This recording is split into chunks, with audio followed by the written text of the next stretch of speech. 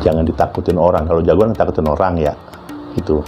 Kalau dia di depan takut sama kita, ya kan? Di belakang kita bisa digedik kepala kita kan? Nah itu. Jadi orang itu harus disayangi, dihormati dan disegani. Ya kebaikan gitu. Ya mungkin munkarnya ini dikerjakan oleh Habib Rizik. Ya nggak ada salahnya dong gitu. Lagi pula bukan dia nggak pernah kok FPI ngebunuh orang, saya dengar nggak pernah. Ya kan? Ya ini kan kritikan, sebenarnya kritikan itu ya kan baik buat pemerintah. Sebaik-baiknya manusia adalah bermanfaat buat orang lain. Khairun nas anfa'uhum linnas. Itu kalau nggak salah tuh. Dan kedua, pegangan saya, qulil haqq wa law kana murran. Itu katakan kebenaran sekalipun pahit.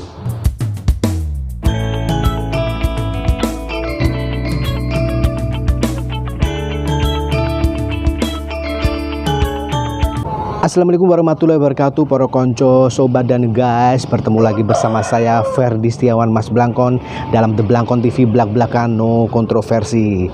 Masih dalam nuansa bulan Ramadan dalam program segmen khusus Sekilas Ngaji.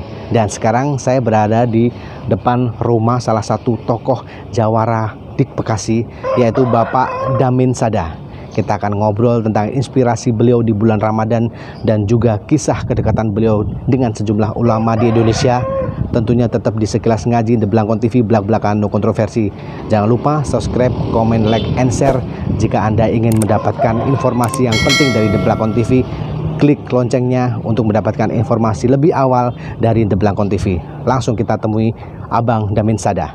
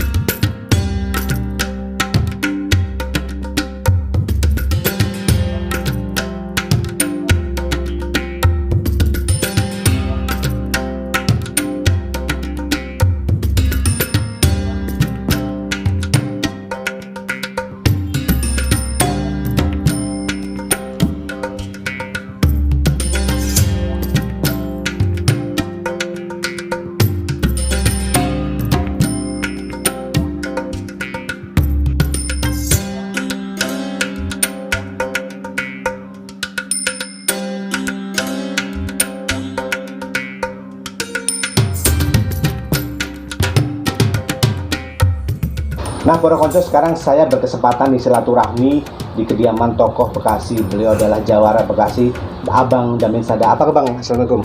Waalaikumsalam warahmatullahi wabarakatuh. Alhamdulillah sehat. Bulan puasa nih, Bang, 2 tahun bulan puasa di masa pandemi. Bagaimana, Bang, kegiatan Abang selama bulan puasa ini apa aja sih, Bang?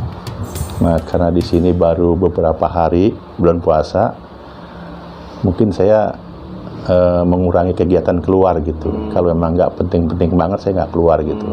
Ya kita pengen khusyuk puasa di rumah gitu. Kecuali ada persoalan di luar yang penting, saya baru keluar. Jadi kegiatan di stop dulu ya, Bang ya? Kegiatan ormas, kegiatan organisasi Abang itu sementara kosong dulu, Bang?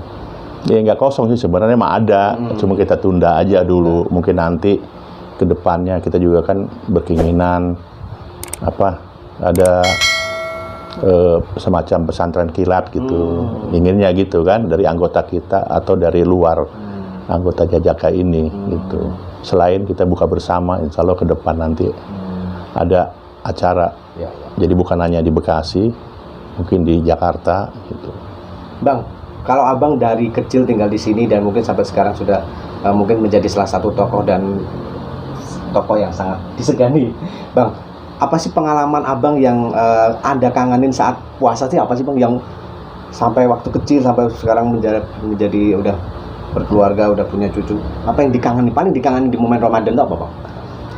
Sebenarnya begini, Yang dikangenin itu masa kecil sebenarnya. Ya betapa indahnya tuh puasa. Betul, Bang. Tapi kalau sekarang udah ya bukan udah dewasa, udah tua kan gitu. Perasaan udah beda. Memang ya zaman juga beda juga. Masa sekarang anak kecil tuh kayaknya kurang bergairah gitu ya. Kurang semangat dalam puasa. Dulu tuh kita Nyambutnya seneng banget, Bang. seneng banget. Karena dulu kan nggak ada mall, nggak ada apa kan. Udah kita bangun ya ikut bangun kan jam 1 sampai bangunin itu kan sahur kan gitu. Itu bener-bener mengesankan gitu. Tapi sekarang mah ya biasa-biasa aja karena kita memang zamannya juga sih. Betul. Gitu, bukan berarti sekarang begini-gini. Ya mungkin karena zamannya. Dulu kan kita lampu aja kan nggak ada. Iya. Kita harus pakai lampu ontel Obor. obor kan. Iya, kalau itu nggak ada lampu, jadi kita kalau Idul Fitri tuh semua bikin obor di sini. Jadi Semangat ya, Bang. kemeriahannya bener-bener. Tahu nggak? Di Gabus, ya nggak tahu deh ya, di yang lain. Di Gabus atau di Bekasi. 7 hari. Apanya, Bang? Dulu. 7 hari apanya? Lebarannya 7 hari itu. Gitu. Lah iya di sini. Jadi tradisi bekas, tradisi Betawi mungkin, Bang, ya? Iya, Betawi kita kan habis sebelum ini kan nyekar kan malam sebelum besok sholat Idul Fitri. Idul Fitri kan. Terus kita ke tetangga segala. Itu jadi terkesannya gini ya. Dulu tuh orang nggak kenal daging lah. Maaf aja. Bandeng pun nggak dulu. Saya masih kecil umur 10 tahun, 5 tahun nggak pernah. Jadi kalau saya ingat saya itu ya. Kalau saya mak saya, ibu saya kan itu masak yang namanya ikan mujair itu udah mewah banget itu. Jadi mujair itu ya dari utuh 1 hari Lebaran, kedua, ketiga, 4, tinggal ampasnya aja itu. Jadi benar-benar meriah dulu mah Lebaran itu. Sekarang mah ya udah selesai Idul Fitri kan, salaman, ya udah selesai. Kalau dulu tuh. Jadi tradisi ikan apa tadi, Bang? Ikan mujair itu sekarang nggak berlanjut ya ke anak-anak abangnya? Lah enggak, sekarang udah ada daging udah. Itu sampai 3 hari itu. Iya, pertama kan ya habis dagingnya kan itu ya.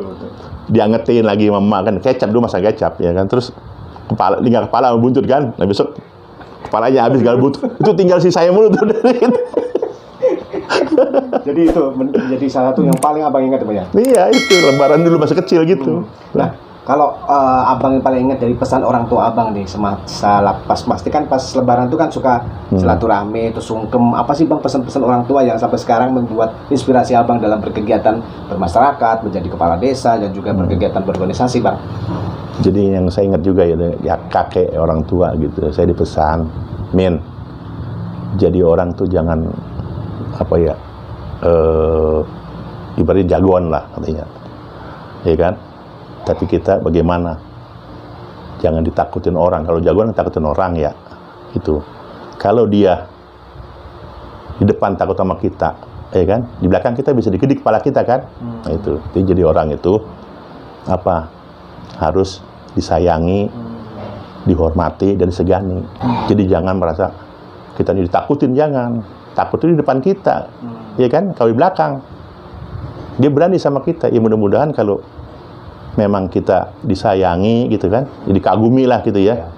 Disegani, insya Allah kemanapun kita berada, kita selamat gitu. Itu pesan kakek saya itu. Dan itu sampai sekarang masih abang ingat ya, Bang? Iya, ingat ya. Maksudnya alhamdulillah saya gitu. Bukan ditakutin, tapi disenengin gitu. Disenengin, disegani. Diseganin gitu. Tipis sebenarnya. Tipis, beda tipis gitu. Tipis sebenarnya. Iya, ya kan kalau disenengin begini orang, seneng kan ya. Kita nggak mungkin marah kan. Nah, diseganin lagi kan. Janganlah, nggak enak gitu kan. Nah, dimanapun kita punya barang, kalau kita diseganin ya disayangin, nggak akan dicolong itu, nggak akan dirampok kan gitu.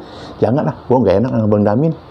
Gitu, tapi kalau ditakutin, depan lo awas, belakang lo, iya kan, bisa dicolong kita gitu. Makanya saya alhamdulillah itu dari kakek saya gitu. Tapi ya realita lah, Bang, maksudnya meskipun abang, dia orang banyak yang nggak nyangka ya, abang ini kan dikenal jawara, ditakuti banyak orang, ternyata ya beliau ini humble sekali.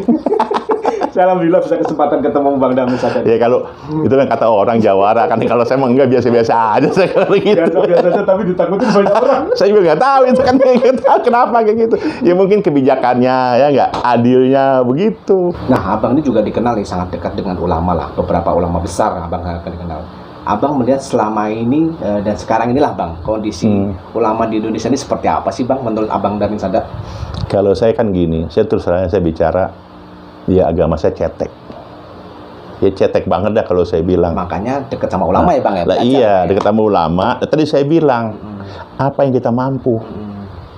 Nah kalau kita udah cetek agama kita kan punya Betul Bang. keahlian lain, ya kan? Itu. Jadi kalau ibaratnya begini, ulama ngajar ngaji ya di masjid, itu gentengnya bocor. Jangan Sama ulama suruh naik. Nah itu kita urusannya gitu, betul. ya kan? Sinergi itulah Ya ulama kan ngajar ya, Betul. ya kan? Dia kan bikin pinter anak kita, ya bikin anak kita apa namanya tuh ya jadi orang lah soleh. Kadang-kadang kan 5.000 sebulan aja pada merengket. Iya itu. Ya dianggap itu ulama ustadz amal, disuruh amal doang. Dia kan juga perlu kan. Betul. Keluarganya kan perlu sekolah, perlu makan, perlu apa gitu. Jadi kita yang bukan ulama ya apa yang kita mampu, apa yang kita bisa, lah kita curahkan. Gitu kan? Jangan ulama terus kan kita apa namanya tuh ya kita paksakan untuk hal-hal yang lain kan tuh nggak boleh. Ya kita mau ngapain tuh? Kan gitu. Abang juga dikenal nih dekat dengan Muhammad Rizik Syihab yang sekarang baru kena hukuman ya. Terakhir ketemu beliau kapan Bang? Saya terus terang aja, terakhir ketemu saya itu di Mekah. Mungkin 2 tahun yang lalu kali ya. Ketemu di Mekah? Iya, saya di Mekah. Sampai saat ini saya belum ada kesempatan untuk ketemu beliau. Pas ketemu beliau, ngobrol apa Bang waktu itu Bang? Ngobrol tentang apalah, tentang pas ketemu beliau langsung di Mekah itu Bang. Sempat ada pesan atau mungkin ngobrol sedikit bercanda sama Abang lah apa gitu. Jadi kalau ya bicara apa umum aja, kita nggak bicara apa-apa, nggak apalagi bicara politik, kita nggak bicara umum gitu, karena kita udah lama nggak ketemu ya gitu aja udah, ya tukar pikiran lagi gitu sebenarnya mah. Kalau Abang melihat sosok Habib Rizik itu seperti apa sih Bang? Karena Abang juga dikenal beberapa kali mengawal beliau saat sedang di Bandung dan beberapa kegiatan di Jakarta, bahkan di DKI Jakarta Abang juga dikenal lah nama Abang di Jakarta. Sosok beliau ini bagi Abang itu seperti apa sih Bang? Ya sebenarnya begini, kalau beliau ini ya karena memang itu tadi apa yang kita kalau di Islam itu kan ada apa namanya amar ma'ruf nahi munkar kan ya. Betul. Ya mungkin selama ini kan mayoritas kan orang amar ma'ruf terus kan. Iya. Ya kebaikan gitu. Ya mungkin munkarnya ini dikerjakan oleh Habib Rizik. Ya nggak ada salahnya dong gitu. Lagi pula bukan dia nggak pernah kok FPI ngebunuh orang, saya dengar nggak pernah. Benar. Ya kan? Ya ini kan kritikan, sebenarnya kritikan itu ya kan baik buat pemerintah. Harus ada seperti itu. Lah, harus ada balance gitu kan. Yang penting kritiknya membangun gitu. Saya rasa hal-hal yang wajar sebenarnya begitu. Ya, kalau kita udah anti kritik ya repot. Gitu kan? Ya kalau saya sebatas itu. Saya tahu persis sih enggak gitu. Ya belum pernah saya dengar tuh orang FPI gitu kan. Ngebunuh orang. Lah beda dengan teroris kan, blek, 10 orang, blek, 100 orang. Kan gitu, ya wajar. Kalau misalnya kita punya anak nih ya, punya anak 5. Nggak semua tuh anak baik sama kita. Nggak semua tuh anak nurut sama kita. Iya kan? Jangan sampai nurut itu dirangkul. Nah, harusnya begitu. Jangan yang ini nurut, ayo ya minta apa lu, kadang-kadang gini, kadang-kadang bikin pro sama dia. Ya, ini dimusuhin, itu. Orang tua pemimpin yang nggak benar. Itu anak kita juga. Benar. Ya kan? Beberapa kali dia bermasalah, udah lu, ya kan? Itu yang tidak ada Bang, yang tidak ada. Lah, harusnya dirangkul. Karena anak kita semua, ya kan? Betul. Jangan malah dimusuhin, ini dikasih kualitas bagus, ini karena dia nggak bener. Tetap aja sampai kapanpun dia tuh anak kita. Betul. Iya. Betul, saya setuju situ Bang. Jadi benar kata Bang tadi, setiap kita punya anak 5 pasti kan nggak bener semua dalam tanda petik lah ya. Ada yang jalan ke A, B, C, D. Kalau mereka dari bedanya melenceng ya kita rangkul gitu. Rangkul semua. Gitu. Saya yakin kalau dirangkul ya baik-baik. Lu kan kita kan nanti kan apa kata orang ya nggak? Betul Bang. Nanti keluarga kita dianggapnya nggak harmonis. Ayo kita bangun atas nama keluarga kita. Begitu, bukan ini dirangkul, dimodalin tuh. Ono dimusuhin. Ya kan, bahkan dia adu domba sama anak. Itu mah Betul. ya orang tua gila itu namanya itu. Ya. Saya setuju itu. Ini otokritik ini buat pemerintah lah Pak. Selanjutnya nih Bang. Nah, kita ngobrol nih tentang Abang setiap hari itu dalam keluarga, mendidik anak, mendidik keluarga itu seperti apa sih Bang? Ya, kalau dari hati ke hati. kalau saya kan begini, ya semaksimal mungkin kita tuh didik anak ya agar menjadi anak yang soleh dan bermanfaat ya, keluarga, bangsa dan negara gitu. Nah itu nggak lepas daripada yang Maha Kuasa. Apalagi seorang Damin Sada kan ya. Lah seorang ulama aja besar, belum tentu anaknya tuh bener semua kan gitu. Ya, tapi ya disambil kita mengayomi, ya mengajari, istilahnya ya kita serahkan sama Tuhan gitu. Kalau kita emang udah ajari begini tapi begini, ya udah emang apa? Nah, iya kan? Konco. Orang tidak akan tahu ya dulu seperti apa, sekarang seperti apa, dan beliau ini ya saya baru tahu ternyata beliau tuh humble sekali dan juga beliau memiliki banyak-banyak inspirasi yang bisa kita berikan ke masyarakat publik luas bahwa prinsip Damin Sada ini sebenarnya dalam tanda petik nggak sangat, tapi lo senyumnya manis banget. Iya. Inspirasi Abang gitu Bang ya? Jadi kan gini kita, ya klimaknya apa? Siapapun kita gitu ya. Kalaupun kita paling ya kasta paling rendah, ya itu harus bermanfaat buat orang banyak. Gitu aja. Jadi pegangan saya tuh, ya kalau apa ya, satu tadi itu kan, sebaik-baiknya manusia adalah bermanfaat buat orang lain. Khairun nas anfa'uhum linnas. Itu kalau nggak salah tuh. Iya. Dan kedua, pegangan saya, kulil haq walakana muron. Itu katakan kebenaran sekalipun pahit. Itu yang saya dua aja tuh. Makanya kita lihat ya para konco, beliau ini dalam tanda petik kadang dituduh-tuduh seperti apa, beliau itu berani karena ada dua prinsip tadi. Satu, katakan yang benar, berani melawan kebenaran untuk kebenaran yang kedua ya memang untuk melakukan hal-hal terbaik untuk masyarakat. Kita ingat ya beberapa tahun lalu beliau ini sangat viral di media sosial, hampir berantem dalam tanda petik dengan oknum lah begitu. Sampai sekarang beliau ternyata orangnya adem, lembut dan banyak canda sekali ini buat Ya, karena begini ya, kita ya, saya pribadi, kita bertengkar dengan anak kecil. Jangan kita merasa besar, merasa punya ilmu. Kalau kita emang salah, ya kita salah. Karena saya begitu. Saya nggak pernah. Itu jarang banget Bang di Indonesia. Lu kan, nah, saya nggak pernah. Oh iya, karena kita, salah gua kan gitu. Jadi kita semua nggak semuanya benar, gitu. Ya kalau memang atasan ya, kalau dia ya maaf aja. Iya. Siapapun kalau salah, saya tabrak gitu. Kalau saya anak kecil, bener saya ikutin, gitu. Dan saya pun sama di atas nggak mau terima kan kalau dia bener tuh, dia salah tuh aku salah. Lah saya tabrak, karena kalau dia bener iya saya turutin gitu aja. Siapapun ya di atas itu, kecuali Allah dah gitu. Saya setuju itu. Udah sang kolik itu udah nggak bisa dipakai. Iya, jadi lawan ini. Lawan. Beliau adalah penguasa jagat dunia ini.